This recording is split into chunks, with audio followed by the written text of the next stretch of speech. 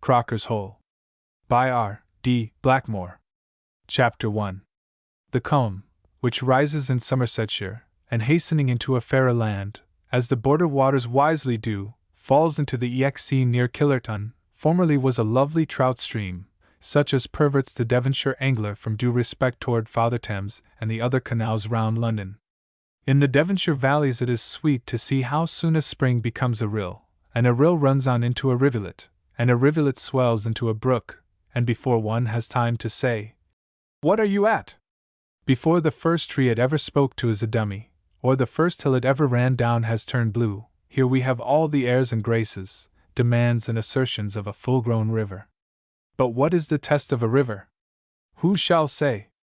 The power to drown a man, replies the river darkly. But rudeness is not argument. Rather shall we say that the power to work a good undershot wheel, without being dammed up all night in a pond, and leaving a tidy backstream to spare at the bottom of the orchard, is a fair certificate of riverhood.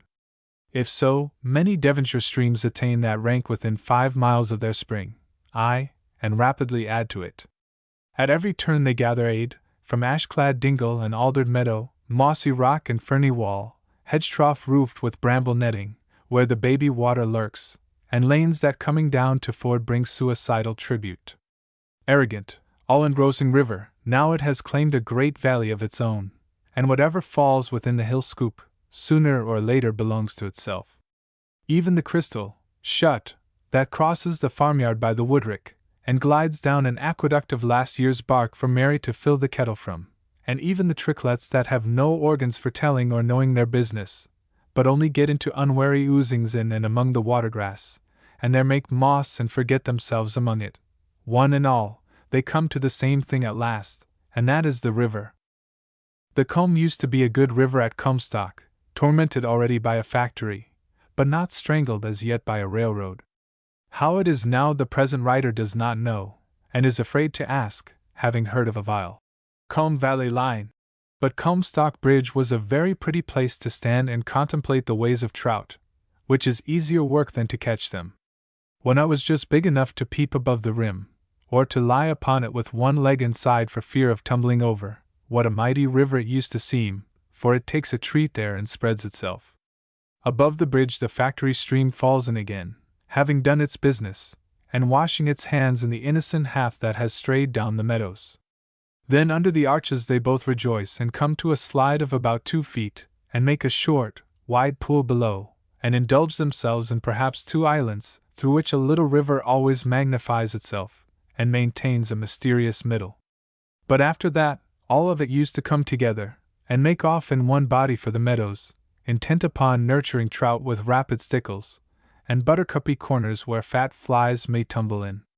And here you may find in the very first meadow, or at any rate you might have found, 40 years ago, the celebrated Crocker's Hole. The story of Crocker is unknown to me, and interesting as it doubtless was, I do not deal with him, but with his hole. Tradition said that he was a baker's boy who, during his basket rounds, fell in love with a maiden who received the cottage loaf, or perhaps good households, for her master's use. No doubt she was charming, as a girl should be, but whether she encouraged the youthful baker and then betrayed him with false roll, or whether she consisted throughout, as our cousins across the water express it, is known to their mainies only. Enough that she would not have the flowery lad, and that he, after giving in his books and money, sought an untimely grave among the trout. And this was the first pool below the breadwalk deep enough to drown a 5-foot baker boy. Sad it was, but such things must be, and bread must still be delivered daily. A truce to such reflections, as our foremost writers always say, when they do not see how to go on with them, but it is a serious thing to know what Crocker's Hole was like, because at a time when, if he had only persevered, and married the maid, and succeeded to the oven, and reared a large family of short-weight bakers, he might have been leaning on his crutch beside the pool, and teaching his grandson to swim by precept. That beautiful proxy for practice, at such a time, I say, there lived a remarkably fine trout in that hole. Anglers are notoriously truthful, especially as to what they catch, or even more frequently have not caught. Though I may have written fiction, among many other sins, as a nice old lady told me once, now I have to deal with facts, and foul scorn would I count it ever to make believe that I caught that fish. My length at that time was not more than the butt of a four-jointed rod, and all I could catch was a minnow with a pin, which our cook Lydia would not cook, but used to say, "Oh, what a shame, Master Richard! They would have been trout in the summer, please God! If you would only let 'em grow on. She is living now, and will bear me out in this." But upon every great occasion there arises a great man, or to put it more accurately, in the present instance, a mighty and distinguished boy. My father, being the parson of the parish, and getting, need it be said, small pay, took sundry pupils, very pleasant fellows, about to adorn the universities. Among them was the original Bude Light, as he was satirically called at Cambridge, for he came from Bude, and there was no light in him. Among them also was John Pike, a born Zebedee, if ever there was one. John Pike was a thick-set younker, with a large and bushy head, keen blue eyes that could see through water, and the proper slouch of shoulder into which great anglers ripen, but greater still are born with it, and of these was Master John. It mattered little what the weather was, and scarcely more as to the time of year. John Pike must have his fishing every day, and on Sundays he read about it, and made flies. All the rest of the time he was thinking about it.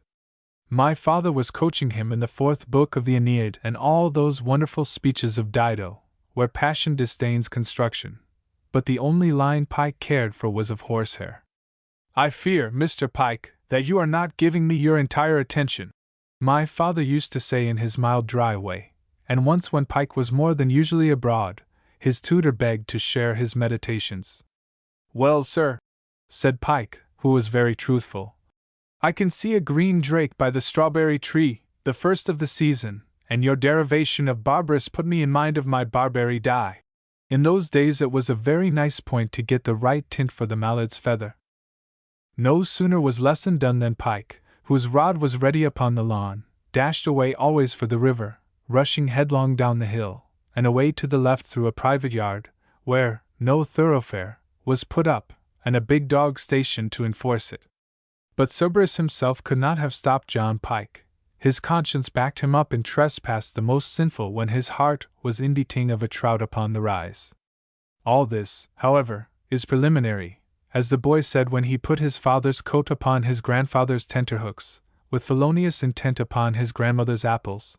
The main point to be understood is this, that nothing, either brazen tower, 100-eyed Argus, nor Cretan Minotaur, could stop John Pike from getting at a good stickle. But even as the world knows nothing of its greatest men know nothing of the world beneath their very nose, till fortune sneezes dexter. For 2 years John Pike must have been whipping the water as hard as Xerxes, without having ever once dreamed of the glorious trout that lived in Crocker's hole. But why, when he ought to have been at least on bowing terms with every fish as long as his middle finger, why had he failed to know this champion? The answer is simple, because of his short cuts. Flying as he did like an arrow from a bow, Pike used to hit his beloved river at an elbow, some furlong below Crocker's hole, where a sweet little stickle sailed away downstream, whereas for the length of a meadow upward the water lay smooth, clear, and shallow. Therefore the youth, with so little time to spare, rushed into the downward joy. And here it may be noted that the leading maxim of the present period, that man can discharge his duty only by going counter to the stream, was scarcely mooted in those days.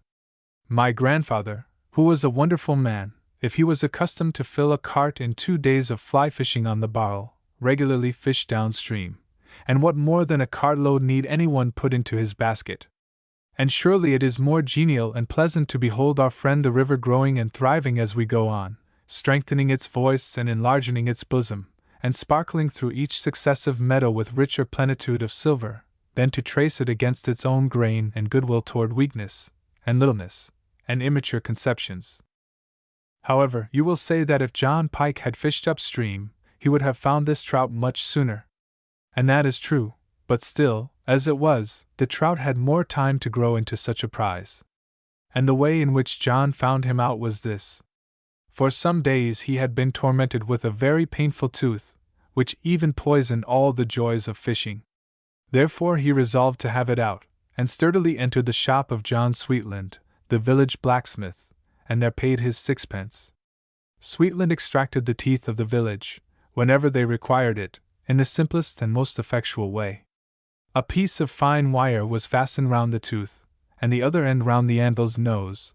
Then the sturdy blacksmith shut the lower half of his shop door, which was about breast high, with the patient outside and the anvil within. A strong push of the foot upset the anvil, and the tooth flew out like a well-thrown fly. When John Pike had suffered this very bravely, "Ah, Master Pike," said the blacksmith, with a grin, "I reckon you won't pull out thick there big fish." The smithy commanded a view of the river, dash. "Clever as you be, quite so pert as Dixie." "What big fish?"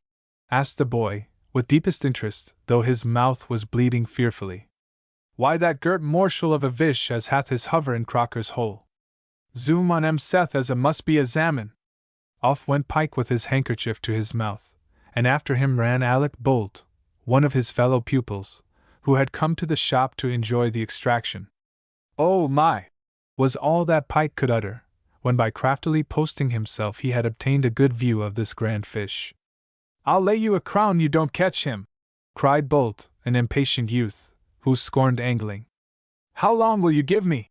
asked the wary Pike, who never made rash wagers. "Oh, till the holidays if you like, or, if that won't do, till Michaelmas." Now the midsummer holidays were 6 weeks off. Boys used not to talk of vacations then, still less of recesses. "I think I'll bed you," said Pike, in his slow way, bending forward carefully, with his keen eyes on this monster. "But it would not be fair to take till Michaelmas. I'll bet you a crown that I catch him before the holidays, at least, unless some other fellow does." Chapter 2. The day of that most momentous interview must have been the 14th of May. Of the year I will not be so sure, for children take more note of days than of years, for which the latter have their full revenge thereafter. It must have been the 14th, because the morrow was our holiday, given upon the 15th of May, in honor of a birthday. Now, John Pike was beyond his years, wary as well as enterprising, calm as well as ardent, quite as rich in patience as in promptitude and vigor. But Alec Bolt was a headlong youth, volatile, hot, and hasty, fit only to fish the maelstrom, or a torrent of new lava. And the moment he had laid that wager he expected his crown piece, though time, as the lawyers phrase it, was expressly of the essence of the contract. And now he demanded that Pike should spend the holiday in trying to catch that trout. "I shall not go near him," that lad replied, "until I have got a new collar." No piece of personal adornment was it, without which he would not act, but rather that which now is called the fly cast, or the gut cast, or the trace, or what it may be. "And another thing," continued Pike. "The bet is off if you go near him, either now or at any other time, without asking my leave first, and then only going as I tell you." "What do I want with the great slimy beggar?" the arrogant Bolt made answer. "A good rat is worth 50 of him. No fear of my going near him, Pike. You shan't get out of it that way." Pike showed his remarkable qualities that day, by fishing exactly as he would have fished without having heard of the great Crockerite. He was up and away upon the mill stream before breakfast, and the forenoon he devoted to his favorite course, first down the Craddock stream, a very pretty confluent of the Combe, and from its junction, down the Pleasant Hams, where the river winds toward Uffcombe. It was my privilege to accompany this hero, as his humble Sancho, while Bolt and the faster race went up the river ratting.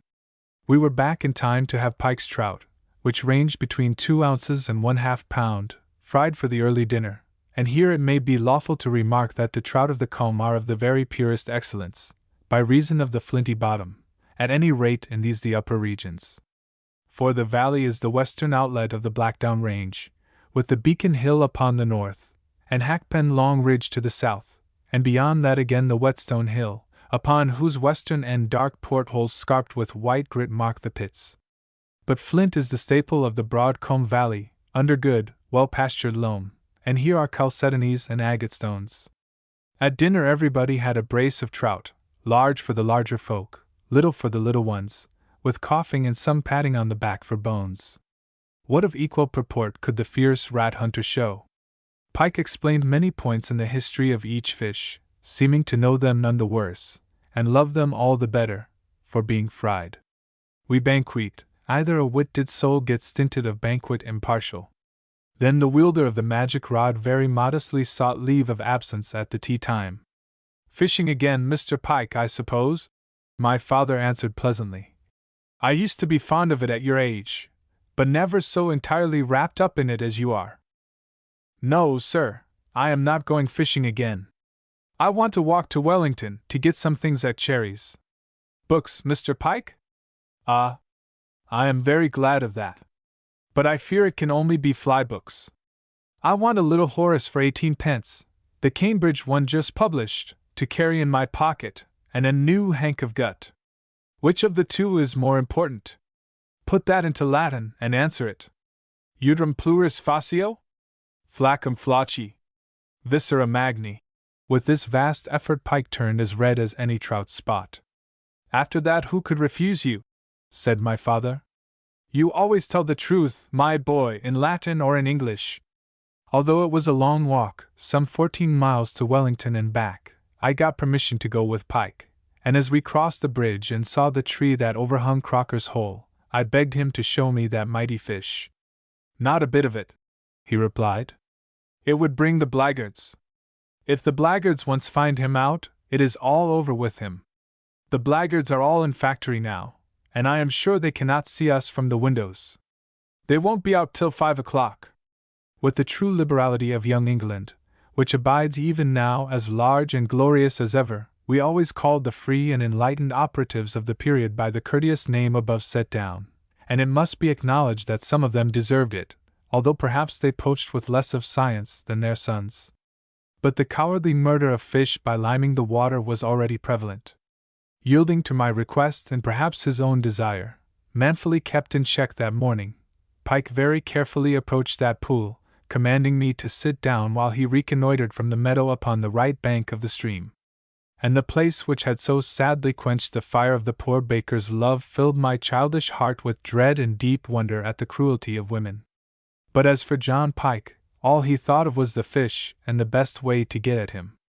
Very likely that hole is holed out, now, as the Yankees well express it, or at any rate changed out of knowledge. Even in my time a very heavy flood entirely altered its character, but to the eager eye of Pike it seemed pretty much as follows, and possibly it may have come to such a form again. The river, after passing through a hurdle fence at the head of the meadow, takes a little turn or two of bright and shallow indifference, then gathers itself into a good strong slide, as if going down a slope instead of steps. The right bank is high and beetles over with yellow loam and grassy fringe, but the other side is of flinty shingle, low and bare and washed by floods.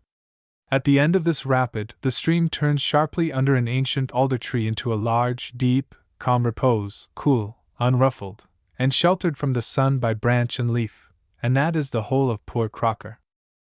At the head of the pool, where the hasty current rushes in so eagerly, with noisy excitement and much ado, the quieter waters from below, having rested and enlarged themselves, come lapping up round either curve, with some recollection of their past career, the hoary experience of foam. And sidling toward the new arrival of the impulsive column, where they meet it, things go on, which no man can describe without his mouth being full of water.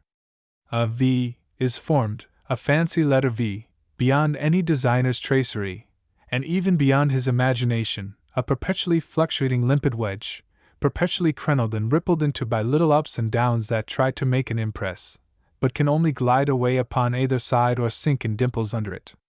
And here a grey bough of the ancient alder stretches across, like a thirsty giant's arm, and makes it a very ticklish place to throw a fly. Yet this was the very spot our John Pike must put his fly into, or lose his crown. Because the great tenant of Crocker's Hole, who allowed no other fish to wag a fin there, and from strict monopoly had grown so fat, kept his victualling yard, if so low an expression can be used concerning him, within about a square yard of this spot. He had a sweet hover, both for rest and recreation, under the bank, in a placid antre, where the water made no noise, but tickled his belly in digestive ease. The loftier the character is of any being, the slower and more dignified his movements are. No true psychologist could have believed, as Sweetland the blacksmith did, and Mr. Puck the tinman, that this trout could ever be the embodiment of Crocker. For this was the last trout in the universal world to drown himself for love, if truly any trout has done so. You may come now, and try to look along my back, John Pike, with a reverential whisper, said to me. Now don't be in a hurry, young stupid, kneel down. He is not to be disturbed at his dinner, mind. You keep behind me, and look along my back. I never clapped eyes on such a whopper. I had to kneel down in a tender reminiscence of pasture land, and gaze carefully, and not having eyes like those of our Zebedee, who offered his spine for a camera, as he crawled on all fours in front of me. It took me a long time to descry an object most distinct to all who have that special gift of piercing with their eyes the water. See what is said upon this subject in that delicious book, The Gamekeeper at Home. You are no better than a muff, said Pike, and it was not in my power to deny it. If the sun would only leave off, I said. But the sun, who was having a very pleasant play with the sparkle of the water and the twinkle of the leaves, had no inclination to leave off yet, but kept the rippling crystal in a dance of flashing facets, and the quivering verdure in a steady flush of gold. But suddenly a mayfly, a luscious grey drake, richer and more delicate than canvasback or woodcock, with a dart and a leap and a merry zigzag, began to enjoy a little game above the stream. Rising and falling like a gnat, thrilling her gauzy wings, and arching her elegant pellucid frame, every now and then she almost dipped her 3 long tapering whisks into the dimples of the water. He sees her! He'll have her as sure as a gun! Cried Pike, with a gulp, as if he himself were rising. Now, can you see him, stupid? Crikey, croakums! I exclaimed, with classic elegance. I have seen that long thing for 5 minutes, but I took it for a tree. You little animal, quite early in the alphabet. Now don't you stir a peg, or I'll dig my elbow into you. The great trout was stationary almost as a stone, in the middle of the V above described. He was gently fanning with his large clear fins, but holding his own against the current mainly by the wagging of his broad fluke tail.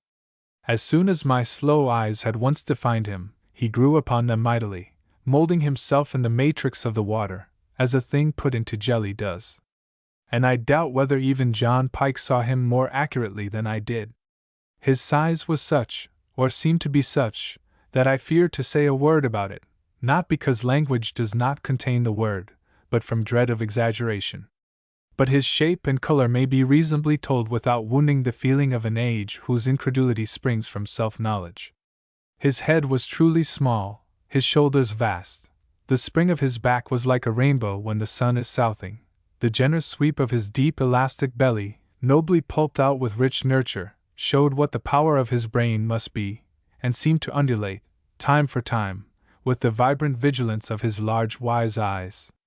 His latter end was consistent also. An elegant taper run of counter, coming almost to a cylinder, as a macar does, boldly developed with a huges spread to a glorious amplitude of swallowtail. His color was all that can well be desired, but ill described by any poor word palette. Enough that he seemed to tone away from olive and umber, with carmine stars, to glowing gold and soft pure silver, mantled with a subtle flush of rose and fawn and opal. Swoop came a swallow, as we gazed, and was gone with a flick, having missed the mayfly. But the wind of his passage, or the stir of wing, struck the merry dancer down, so that he fluttered for 1 instant on the wave, and that instant was enough. Swift as the swallow, and more true of aim, the great trout made 1 dart, and a sound, deeper than a tinkle, but as silvery as a bell, rang the poor ephemerid's knell. The rapid water scarcely showed a break, but a bubble sailed down the pool, and the dark hollow echoed with the music of a rise. He knows how to take a fly, said Pike. He has had too many to be tricked with mine. Have him I must, but however shall I do it? All the way to Wellington he uttered not a word, but shambled along with a mind full of care. When I ventured to look up now and then, to surmise what was going on beneath his hat, deeply set eyes and a wrinkled forehead, relieved at long intervals by a solid shake, proved that there are meditations deeper than those of philosopher or statesman. Chapter 3. Surely no trout could have been misled by the artificial mayfly of that time, unless he were either a very young fish, quite new to entomology, or else one afflicted with a combination of myopy and bulimy. Even now there is room for plenty of improvement in our counterfeit presentment, but in those days the body was made with yellow mohair, ribbed with red silk and gold twist, and as thick as a fertile bumblebee. John Pike perceived that to offer such a thing to Crocker's trout would probably consign him, even if his great stamina should overget the horror, to an uneatable death, through just and natural indignation. On the other hand, while the mayfly lasted, a trout so cultured, so highly refined, so full of light and sweetness, would never demean himself to low bait, or any coarse son of a maggot. Meanwhile Alec Bolt allowed poor Pike no peaceful thought, no calm absorption of high mind into the world of flies, no placid period of cobbler's wax, floss silk, turned hackles, and dubbing. For in making of flies John Pike had his special moments of inspiration, times of clearer insight into the everlasting verities, times of brighter conception and more subtle execution, tales of more elastic grace and heads of a neater and nattier expression. As a poet labors at one immortal line, compressing worlds of wisdom into the music of 10 syllables, so toiled the patient Pike about the fabric of a fly comprising all the excellence that ever sprang from maggot. Yet Bolt rejoiced to jerk his elbow at the moment of sublimest art. And a swarm of flies was blighted thus. Peaceful, therefore, and long-suffering, and full of resignation as he was, John Pike came slowly to the sad perception that arts avail not without arms. The elbow, so often jerked, at last took a voluntary jerk from the shoulder, and Alec Bolt lay prostrate, with his right eye full of cobbler's wax. This put a desirable check upon his energies for a week or more, and by that time Pike had flown his fly. When the honeymoon of spring and summer, which they are now too fashionable to celebrate in this country, the heyday of the whole year marked by the budding of the wild rose, the start of the wheatear from its sheath, the feathering of the lesser plantain, and flowering of the meadowsweet, and foremost for the angler's joy, the carcole of mayflies, when these things are to be seen and felt, which has not happened at all this year, then rivers should be mild and bright, skies blue and white, with fleecy cloud, the west wind blowing softly, and the trout in charming appetite. On such a day came Pike to the bank of Combe, with a loudly beating heart. A fly there is, not ignominious, or of cowdab origin, either gross and heavy-bodied, from cradlehood of slimy stones, nor yet of menacing aspect and suggesting deeds of poison, but elegant, bland, and of sunny nature, and obviously good to eat. Him or her, why quest we which, the shepherd of the dale, contemptuous of gender, except in his own species, has called, and as long as they two coexist will call, the Yellow Sally.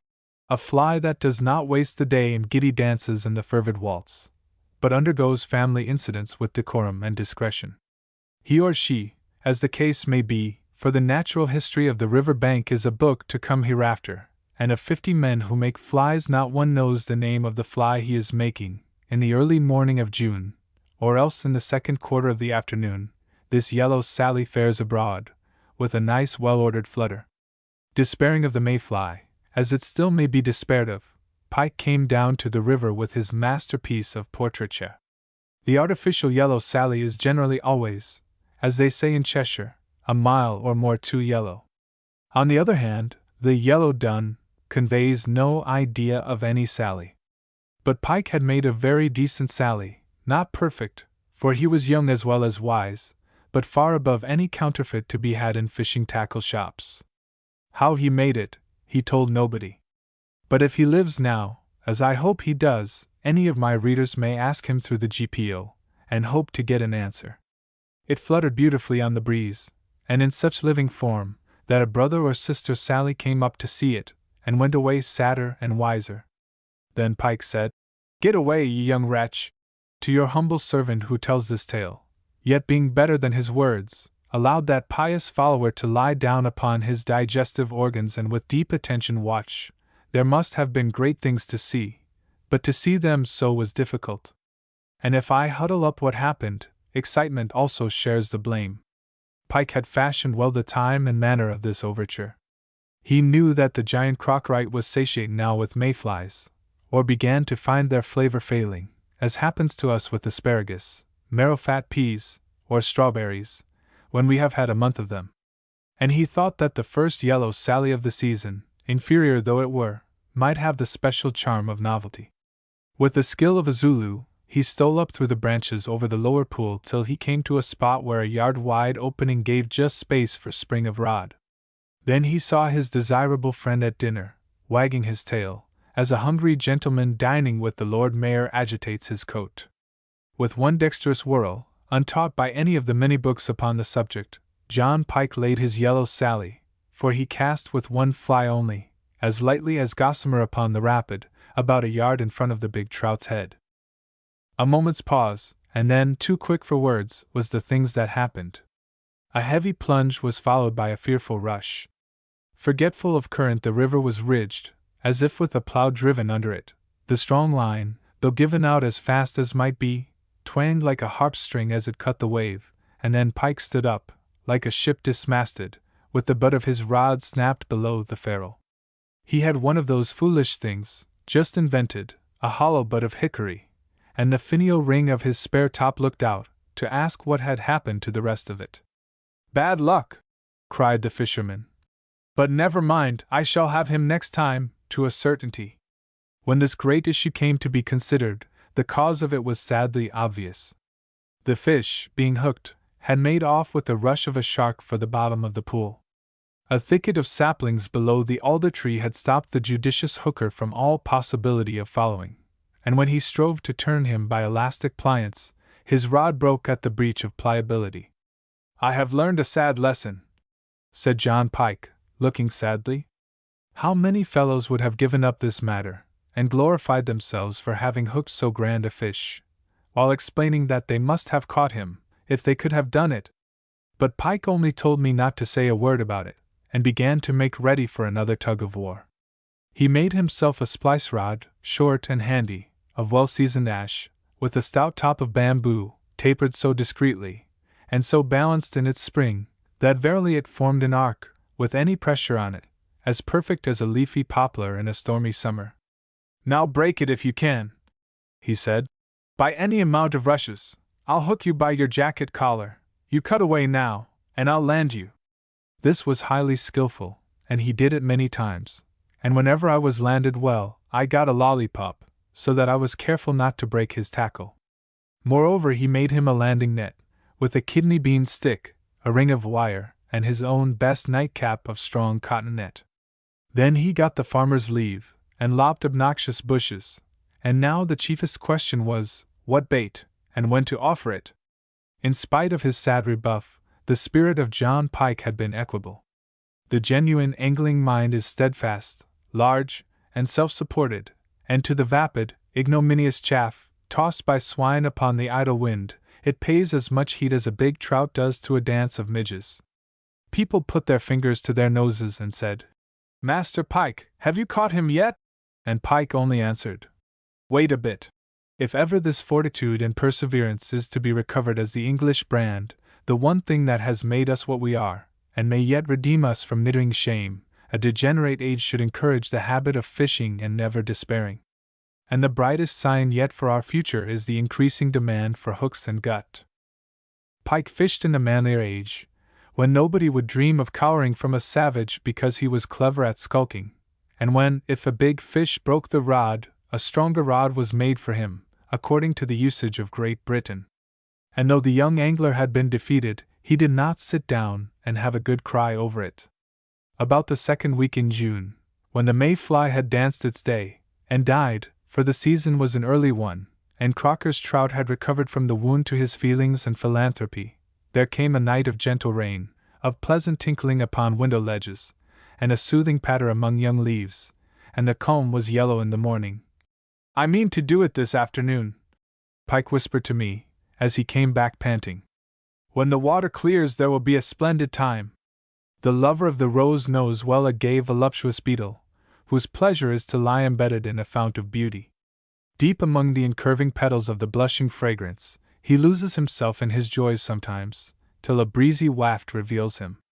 And when the sunlight breaks upon his luscious dissipation, few would have the heart to oust him, such a gem from such a setting. All his back is emerald sparkles, all his front red Indian gold, and here and there he grows white spots to save the eye from aching.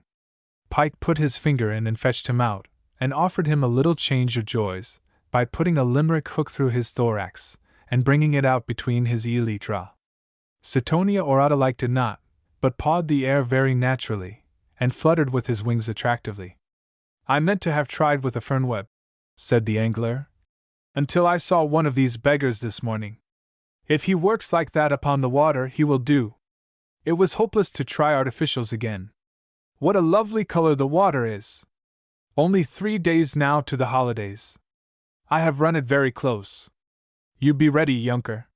With these words he stepped upon a branch of the alder, for the tone of the waters allowed approach, being soft and sublustrous, without any mud.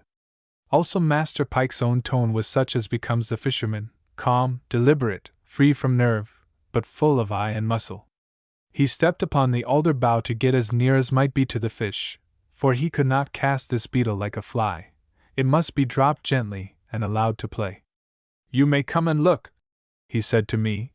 When the water is so, they have no eyes in their tails. The rose beetle trod upon the water prettily, under a lively vibration, and he looked quite as happy, and considerably more active, than when he had been cradled in the anthers of the rose. To the eye of a fish he was a strong individual, fighting courageously with the current, but sure to be beaten through lack of fins, and Mercy suggested, as well as appetite, that the proper solution was to gulp him. Hooked him in the gullet. He can't get off, cried John Pike, laboring to keep his nerves under. Every inch of tackle is as strong as a bell pull. Now, if I don't land him, I will never fish again. Providence, which had constructed Pike foremost of all things, for lofty angling disdainful of worm and even minnow, Providence, I say, at this adjuration, pronounced that Pike must catch that trout. Not many anglers are heaven-born, and for one to drop off the hook halfway through his teens would be infinitely worse than to slay the champion trout. Pike felt the force of this, and rushing through the rushes, shouted, I am sure to have him, Dick! Be ready with my nightcap.